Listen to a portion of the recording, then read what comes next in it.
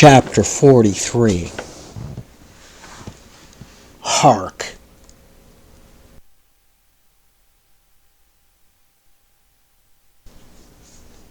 Hist! Did you hear that noise, Kabako? It was the middle watch, a fair moonlight. The seamen were standing in a cordon extending from one of the fresh water butts in the waist to the scuttlebutt near the taffrail. In this manner they passed the buckets to fill the scuttlebutt, standing for the most part on the hallowed precincts of the quarter-deck. They were careful not to speak or rustle their feet. From hand to hand the buckets went in the deepest silence, only broken by the occasional flap of a sail and the steady hum of the unceasingly advancing keel. It was the mist of the repose that Archie, one of the cordon, whose post was near the after-hatches, whispered to his neighbour. Akolo, the words above. Tst! Did you hear that noise, Kabako? Take the bucket, will you? Archie? What noise do you mean? There it is again, under the hatches. Don't you hear it? A cough. It sounded like a cough. Cough damned. Pass along the return bucket. There again. There it is. It sounds like 2 or 3 sleepers turning over now. Caramba. Have done, shipmate, will ye? It's the 3 soaked biscuits ye ate for supper, turning over inside ye. Nothing else. Look to the bucket. Say what you will, shipmate. I've sharp ears. You are the chap, ain't you, that heard the hum of the old Quickress knitting needles 50 miles at sea from Nantucket. You're the chap. Grin away. We'll see what turns up. Hark ye, Kabako. There is somebody down in the afterhold that has not yet been seen on deck, and I suspect our old Mogul knows something of it too. I heard Stubb tell Flask one morning, watch that there was something of that sort in the wind. Tish! The bucket!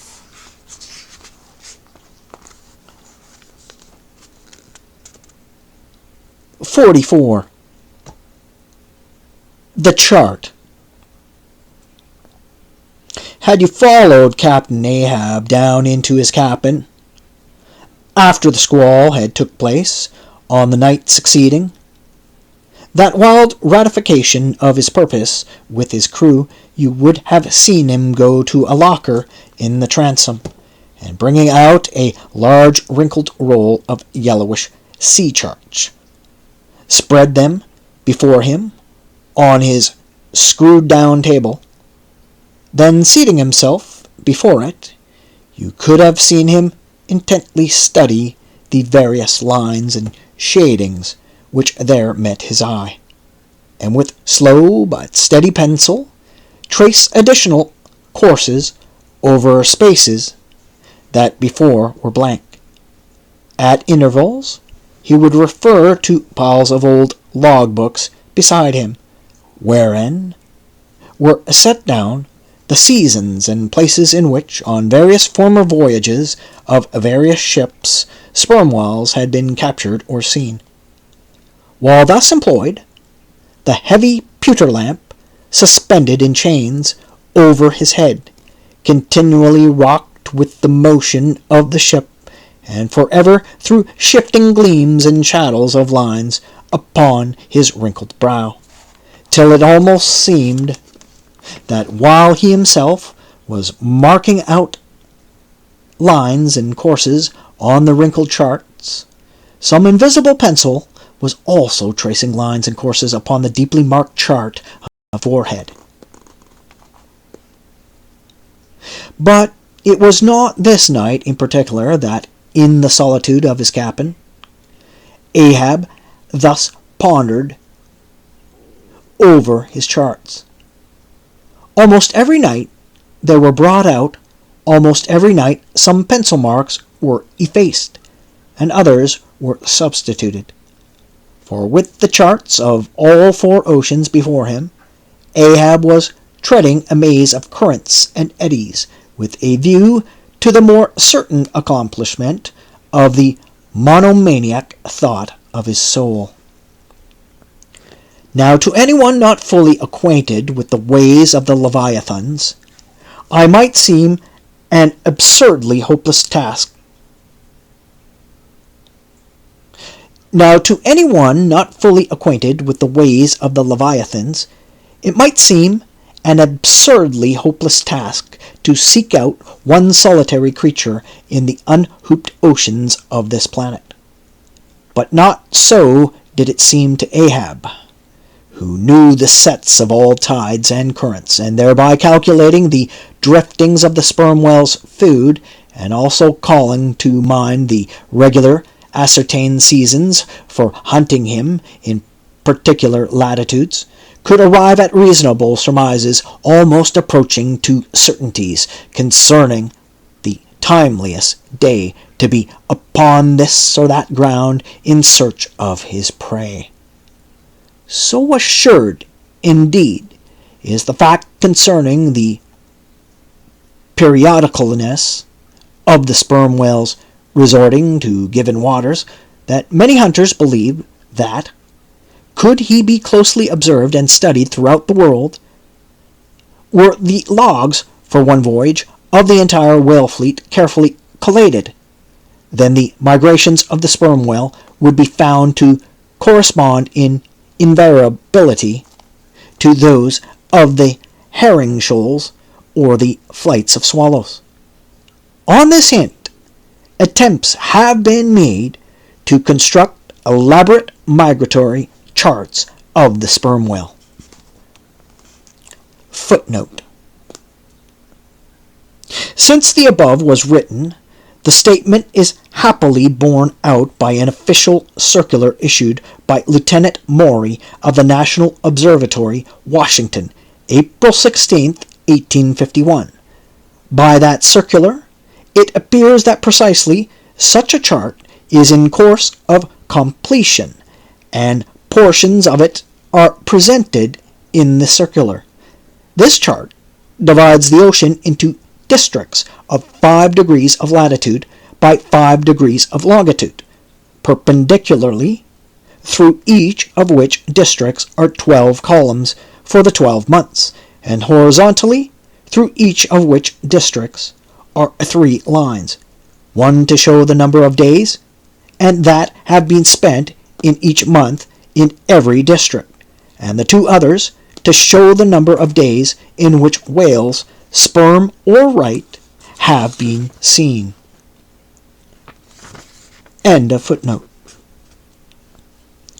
Besides, when making a passage from one feeding ground to another, the sperm whales, guided by some infallible instinct, say rather secret intelligence from the deity, mostly swim in veins, as they are called, continuing their way along a given ocean line, and such undeviating exactitude that no ship ever sailed her course by any chart with 1/10 of such marvelous precision, though, in these cases, the direction taken by any one whale be straight as a surveyor's parallel, and though the line of advance be strictly confined to its own unavoidable strait, wake yet the arbitrary vein in which at these times he is said to swim, generally embraces some few miles in width, more or less, as the vein is presumed to expand or contract, but never exceeds the visual sweep from the whale ship's mastheads, when circumspectly gliding along this magic zone. The sum is, that at particular seasons, within that breadth, and along the path, migrating whales may with great confidence be looked for.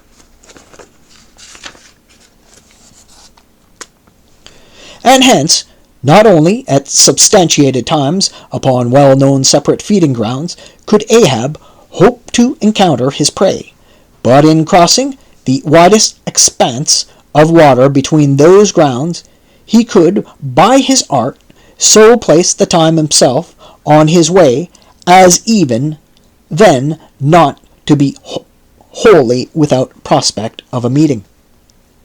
There was a circumstance which at first sight seems to entangle his delirious but still methodical scheme, but not so in the reality, perhaps. Though the gregarious sperm whales have their regular seasons for particular grounds, yet in general you cannot conclude that the herds which hunted such and such a latitude or longitude this year, say, will turn out to be incidentally. No. Though the gregarious sperm whales have their regular seasons for particular grounds, yet in general you cannot conclude that the herds which hunted such and such a longitude or latitude this year, say, will turn out to be identically the same with those that were found there the preceding season, though there are peculiar and unquestionable instances where the contrary of this has proved true.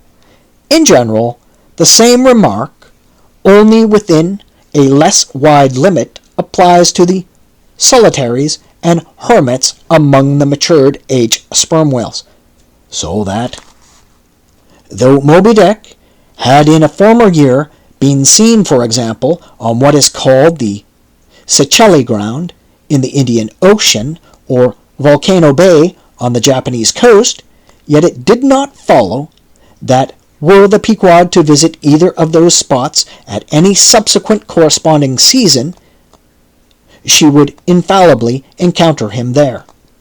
So, too, with some other feeding grounds, where he at times revealed himself.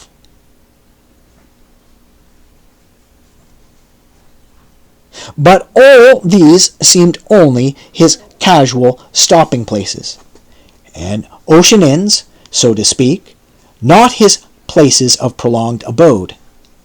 And where Ahab's chances of accomplishing his object have hitherto been spoken of, allusion has only been made to whatever wayside antecedent extra prospects were his ere a particular set time or place were attained, when all possibilities would become probabilities, and as Ahab fondly thought, every possibility the next thing to a certainty. That particular set time and place were conjoined in the one technical phrase, the season on the line.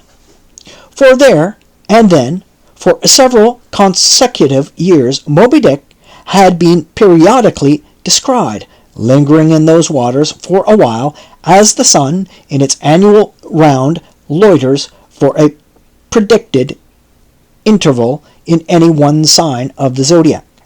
There it was, too, that most of the deadly encounters with the white whale had taken place. There the waves were storied with his deeds. There also was the tragic spot where the monomaniac old man had found the awful motive to his vengeance.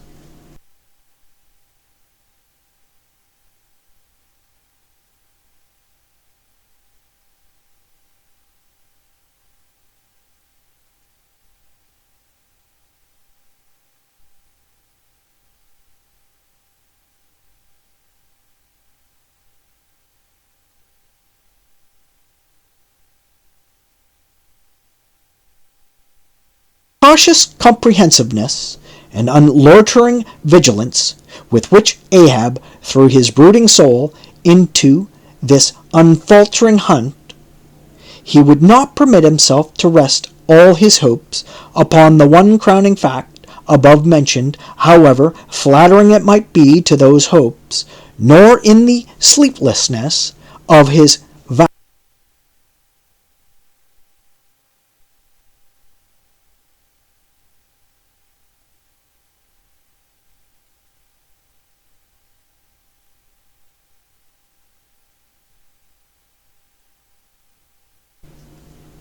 Now the Pequod had sailed from Nantucket at the very beginning of the season on the line. No possible endeavor then could enable her commander to make the great passage southwards, double Cape Horn, and then running down 60 degrees of latitude arrive in the equatorial Pacific in time to cruise there. Therefore, he must wait for the next ensuing season. Yet the premature hour of the Pequod's sailing had perhaps been correctly selected by Ahab with a view to this very complexion of things, because an interval of 365 days and nights was before him, an interval which, instead of impatiently enduring ashore, he would spend in a miscellaneous hunt, if by chance the white whale, spending his vacation in seas far remote from his periodical feeding grounds, should turn up his wrinkled brow off the Persian Gulf, or in the Bengal Bay, or China Seas, or in any other waters haunted by his race. So the monsoons, pampas, nor'westers, harmattans, trades, any wind but the levanter and simoon might blow Moby Dick into the devious zigzag world circle of the Pequod's circumnavigating wake.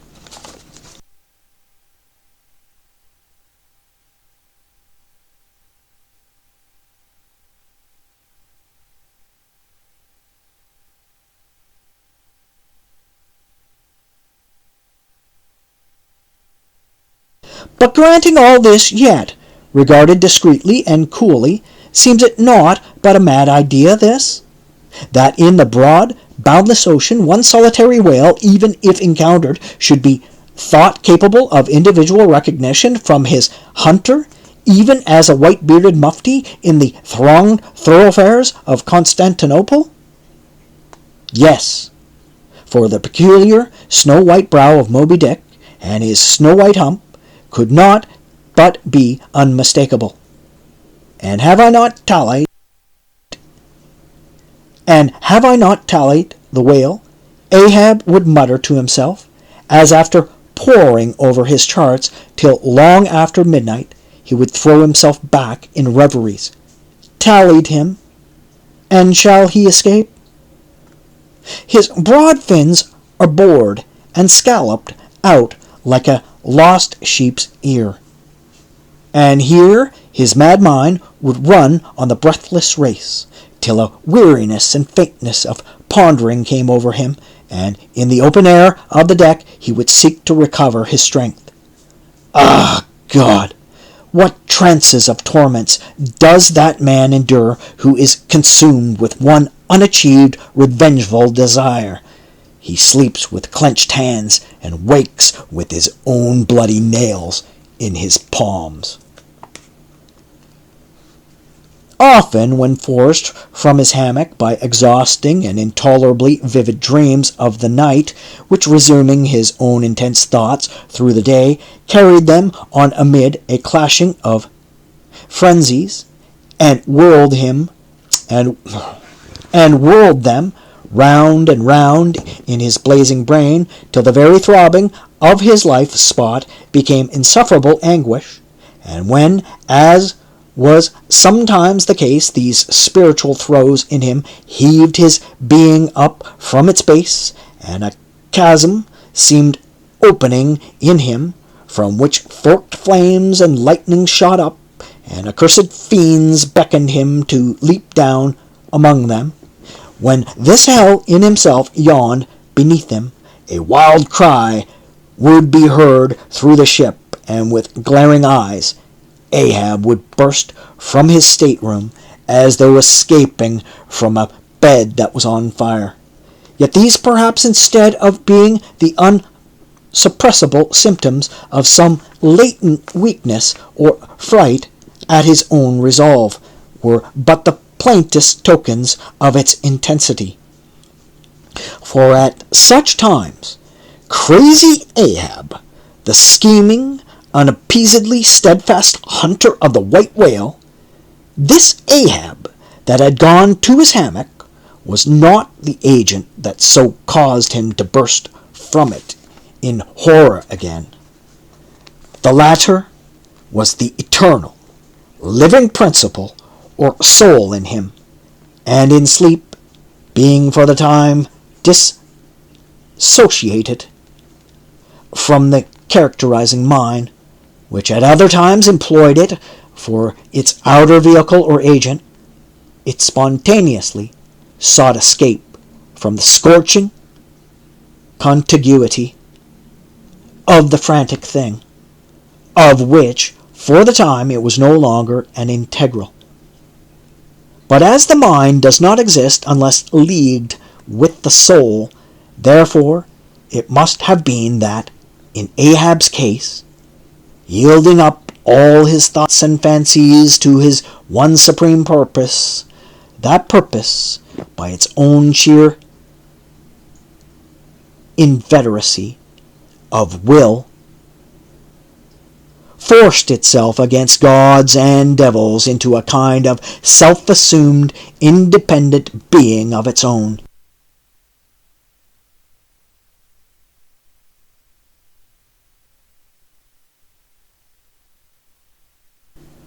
Nay, could grimly live and burn, while the common vitality to which it was conjoined fled horror-stricken from the unbidden and unfathered birth. Therefore, the tormented spirit that glared out of bodily eyes, when that seemed Ahab rushed from his room, was for the time but a vacated thing, a formless, somnambulistic being, a ray of living light, to be sure, but without an object to color, and therefore a blankness in itself. God help thee, old man. Thy thoughts have created a creature in thee, and he whose intense thinking thus makes him a Prometheus, a vulture, feeds upon that heart forever. That vulture, the very creature he creates.